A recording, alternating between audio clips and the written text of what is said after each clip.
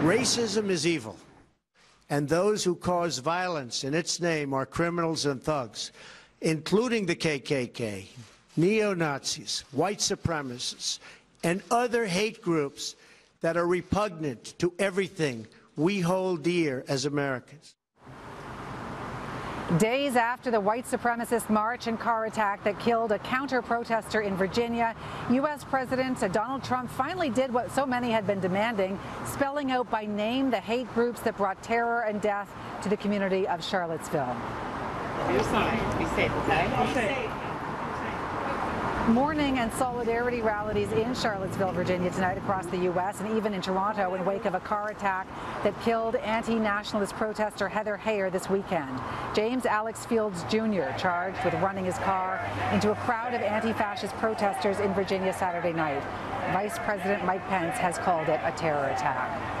So the question in this country tonight is what happened there? Could that happen here? And the answer now from one of Canada's leading researchers on hate crimes and hate groups in this country.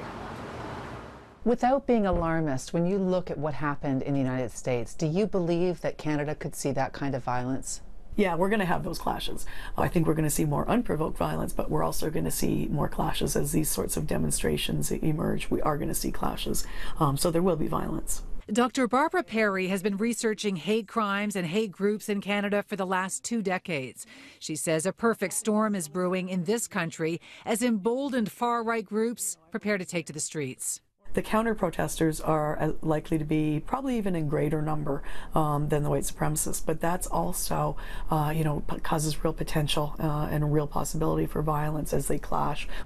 There's a storm coming that Environment Canada couldn't predict. This is Storm Alliance Canada's messaging that's being distributed online as they plan a national day of action in cities right across this country. Dr. Perry says in the past year, the number of recognized supremacist organizations has shot up from 100 to about 150. There are new groups popping up all over the place. So we've got Sons and Soldiers of Odin in most major cities now. Little homegrown groups, local groups that are popping up, some online, some on the ground. We're seeing some offshoots, some chapters of American movements, like the Proud Boys, who made their first showing, of course, infamously on the weekend of July 1st. I mean, they are white supremacists. You don't know? Like, we know what I don't gotta know somebody. No, I don't like them. Show us where we're white supremacists. Go away. We don't have to show you. The preppily dressed Proud Boys disrupt an Indigenous ceremony in Halifax on Canada Day.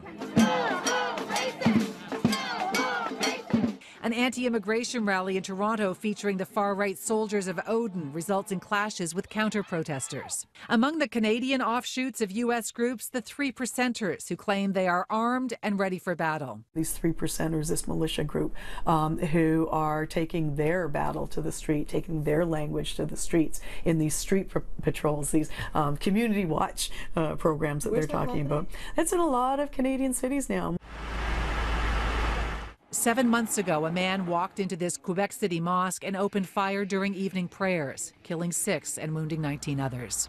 Dr. Perry says as the far right goes more mainstream, some will move away because of the violence, but those who are hardcore will see it as a call to arms. It may well sort of strengthen their resolve that it's proof to them that, yes, our brothers, typically, some of our sisters, are willing to go to that length. And we should too. We should be prepared to give our lives or to take lives if necessary in order to restore, in this case, Canada or the U.S., whichever you want to say, to restore our country to its rightful people.